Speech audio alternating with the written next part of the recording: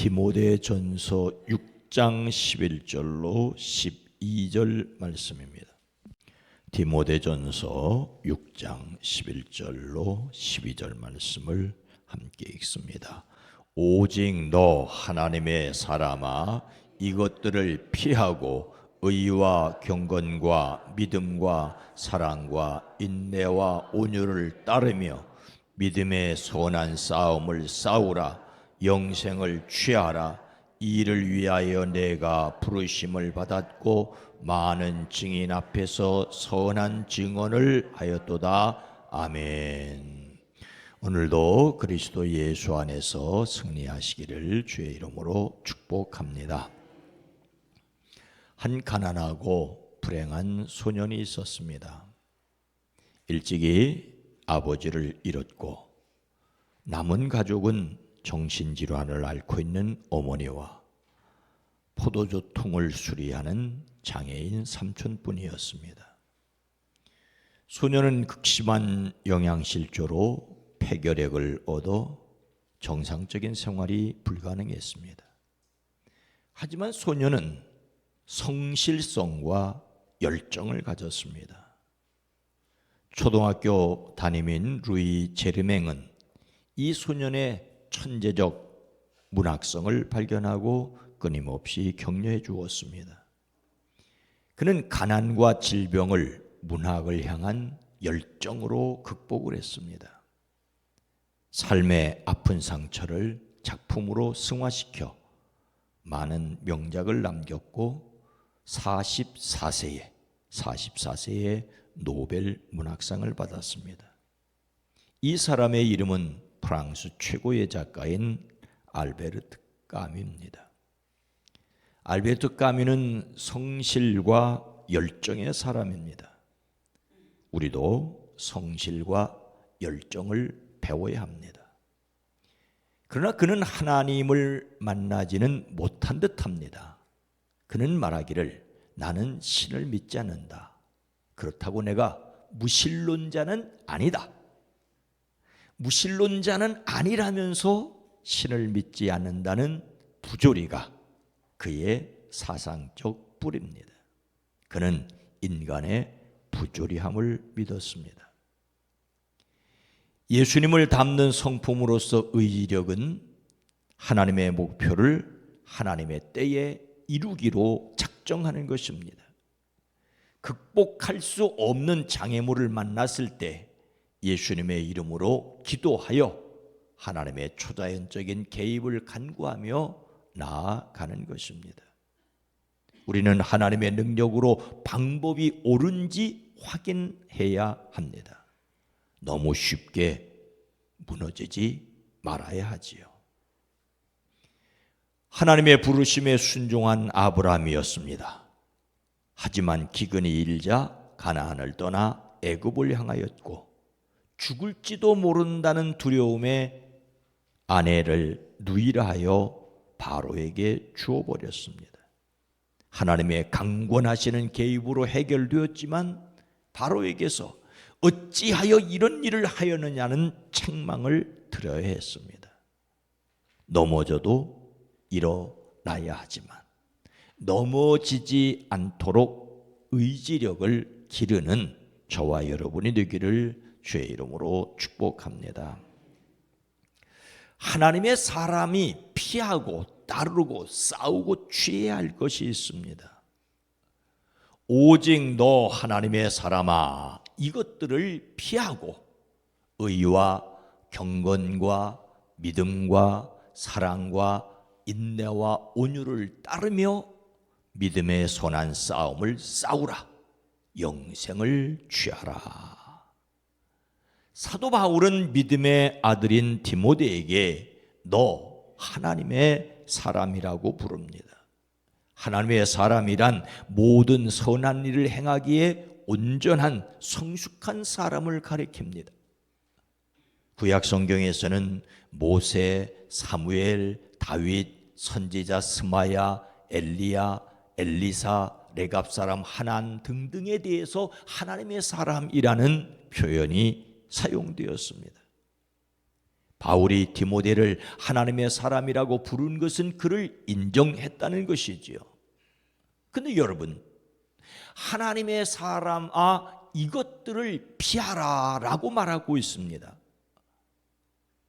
디모데는 바울이 인정한 하나님의 사람이었지만 완벽한 사람은 아니었다는 것이지요. 어떤 실수도 하지 않고 유혹도 받지 않을 수 있는 그런 인간이 아니었습니다.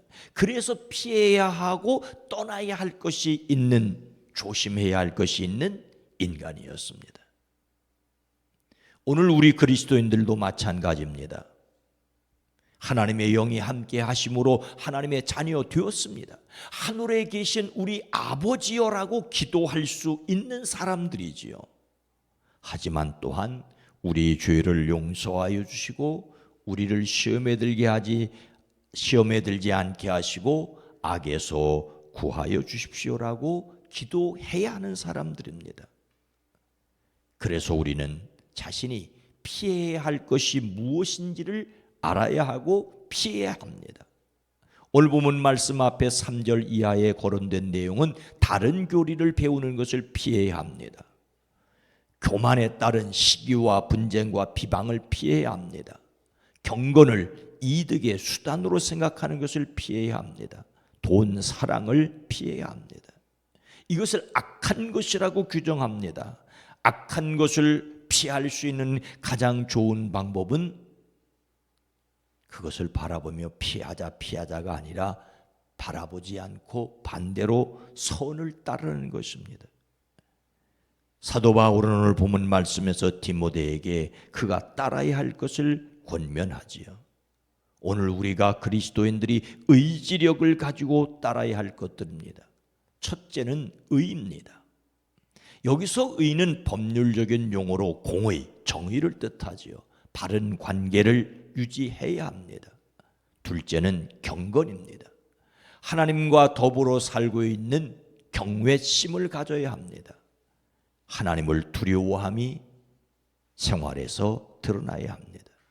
셋째는 믿음입니다. 세 번째로 믿음을 이야기한 것으로 보아 신앙적인 차원이 아니라 사람을 믿고 신뢰하는 하나의 미덕을 뜻하는 것으로 보여집니다.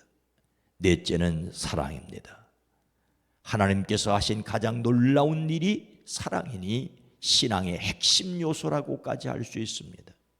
하나님의 사랑하심을 믿고 서로 사랑해야 합니다. 다섯째는 인내를 따라야 합니다. 인내는 불행과 고난에도 불구하고 흔들리지 않고 견디는 것을 말합니다. 여섯째는 온유를 따라야 합니다. 여기에서 온유는 다른 사람을 편안하도록 마음을 위로하여 주는 것입니다. 다른 사람과의 관계에서 늘 여유로운 상태라고 할 수가 있습니다. 이러한 삶을 추구하라고 말하고 있습니다. 피하고 따른다라고 하는 것을 기억하십시오. 거절해야 할 것과 추구해야 할 것이 있다는 말씀입니다. 그런데 거절해야 할 것을 따르고 추구해야 할 것을 피하는 경우들이 종종 있습니다. 어쩌면 이것이 타락한 인간의 본성, 타락한 흔적이 남아있는 그리스도인들의 자연인의 모습이라고 할 수가 있습니다. 그래서 우리는 본성을 거슬러 하나님이 원하시는 것을 하도록 해야 합니다. 쓰러져도 쓰러져 없어지지 않는 것을 믿기에 우리는 다시 일어서야 합니다. 성도는 피하거나 따르는 것을 넘어서 싸워야 할 것도 있습니다. 믿음의 선한 싸움을 싸우라고 말하고 있습니다. 이때 믿음은 하나님에 대한 믿음입니다. 진리의 믿음입니다. 이런 믿음을 저버린 거짓 교사들과 싸우라고 말하고 있습니다. 이 말씀을 듣는 디모데는 에베소에서 목회하고 있었습니다. 그곳에 거짓 교사들이 있었습니다. 진리가 아닌 하나님의 복음이 아닌 것을 가르치는 사람들을 향하여 오늘날로 말하면 이단들과 싸우며 힘써 싸우라고 말하고 있습니다. 마치 전쟁에 나간 군인처럼 운동 경기에 임하는 선수처럼 최선을 다하고 굽히지 말아야 할 것을 말하고 있습니다. 그리스도인들은 다른 사람에게 너그러워야 하지만 믿음의 진리, 진리의 믿음을 지키는 데는 단호해야 합니다. 선한 싸움이기에 최선을 다할 생명을 걸 가치가 있는 것입니다. 거짓 교사들의 사악한 유혹에는 소극적으로 참거나 피하지 말고 적극적으로 대처해 투쟁해야 할 것을 말하고 있습니다. 이것을 위하여 디모데는 부름을 받았다라고까지 말하고 있습니다. 그리고 영생을 취해야 합니다. 여기서 주의해야 합니다. 마치 영생을 우리가 노력하고 수고하고 애써서 얻는 것처럼 오해하지는 말아야 합니다. 영생은 오직 한 분이신 참 하나님을 알고 또 아버지께서 보내신 예수 그리스도를 아는 것이라고 요한복음 17장은 말하고 있습니다. 하나님을 알고 예수님을 아는 것이 영생이라면 이때 안다는 말은 머리로 안다는 것이 아니라 삶으로 안다는 말이죠. 예수님을 믿음으로 영원한 생명을 얻었으니 이 땅에서 영생 얻은 자로 살아야 하는 것입니다. 영생을 믿는다는 것은 죽은 후에 들어가는 천국만 바라보는 것이 아닙니다. 영생을 얻은 자로서 이 땅의 삶을 살아가는 것, 영생을 맛보며 주 안에 살리라. 오늘도 내일도 영생을 얻은 자로 살아야 합니다. 하나님의 사람이 피하고 따르고 싸우며 취할 것을 구분해야 할 이유가 무엇일까요? 12절 후반절이 이렇게 말합니다. 함께 읽습니다. 이 일을 위하여 내가 부르심을 받았고 많은 증인 앞에서 선한 증언을 하였도다. 이를 위하여, 이를 위하여는 바로 앞에 나오는 영생을 가리킵니다. 영생 얻는 사람의 삶이라면 우리가 피할 것을 피하고 따라야 할 것을 따르고 싸워야 할 것을 싸우고 지켜야 할 것을 지키는 것이라고 할 수가 있습니다. 바로 하나님의 사람은 피하고 따르고 싸우며 취하기 위하여 부르심을 받았다라고 말하고 있습니다. 하나님께서는 우리에게 영생을 얻게 하시려고 부르셨고 그런 사람이라고 스스로 고백하게 하셨습니다. 무엇보다도 여러분, 예수 믿지 않은 사람들이 예수 믿는 사람들에게 그렇게 살기를 기대하고 있습니다. 세상 모든 피조물은 하나님의 자녀가 세상에 나타나기를 원하셨습니다. 이것이 바로 하나님의 뜻입니다. 우리는 부르심에 걸맞는 삶을 살아야 합니다. 오늘 말씀을 우리가 마음에 새기고 자신이 하나님의 사람으로서 피하고 따르고 싸우고 취해야 할 것이 무엇이겠습니까? 우리 자신의 힘으로 이룰 수 있다고 자만하지 말아야 합니다. 그러나 우리는 할 수 없다고 포기하지도 말아야 합니다. 자만도 하지 말아야 하지만 포기도 하지 말아야 합니다. 우리는 믿음으로 살아내야 합니다. 성경은 할 마음만 있으면 있는 대로 받으실 터이요 없는 것은 받지 아니하시리라. 할 마음만 있으면, 성도는 악한 것을 피하고 선한 것을 따르려는 강한 하려고 하는 마음을 가져야 한다라고 말하고 있습니다. 하나님의 뜻을 실천할 마음을 가져야 합니다. 장애물을 두려워하지 마십시오. 성령의 도우심으로 오늘 한날도 그리스도 예수의 사람으로 하나님의 사람으로 승리하시기를 주의 이름으로 축원합니다. 거룩하신 하나님, 자비로우신 주님, 우리 힘으로 이루었다고 자만하지 말게 하옵소서. 그러나 아무것도 할 수 없다고 포기하지도 말게 하옵소서. 성령을 의지하고 그리스도 예수의 이름으로 담대하게 살아가는 저희들 되어지게 하옵소서.